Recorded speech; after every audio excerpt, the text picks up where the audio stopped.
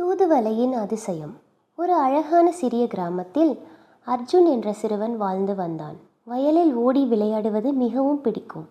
ஒரு மழைக்கால இரவில் அர்ஜுனுக்கு கடுமையான சளி மற்றும் இரும்பல் ஏற்பட்டது. அவன் மிகவும் சோர்வாக வீட்டில் அமர்ந்திருந்தான். அவரது பாட்டி மிகவும் கவலைப்பட்டார். அவர் அர்ஜுனின் நெற்றியை தொட்டு பார்த்து, "உனக்கு உடம்பு சரியில்லைப்பா" என்று அன்பாக கூறினார். பாட்டி வீட்டு தோட்டத்திற்கு சென்று புதிய தூதுவளை இலைகளை எடுத்தார். அவர் மிளகு, பூண்டு, சின்ன வெங்காயம் சேர்த்து தூதுவளை சூப் தயாரித்தார்.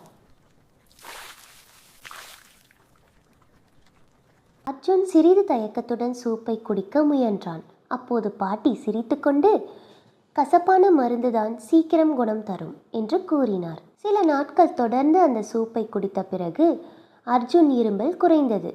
அவன் மீண்டும் ஆரோக்கியமாகவும் மகிழ்ச்சியாகவும் மாறினான். அர்ஜுன் ஆச்சரியமாக பாட்டியிடம் கேட்டான், "பாட்டி, இந்த சிறிய செடி எப்படி என்னை குணப்படுத்தியது?"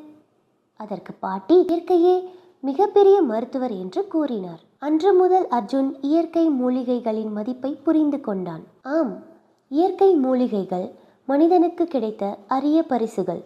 அவற்றை பாதுகாத்து பயன்படுத்த வேண்டும்.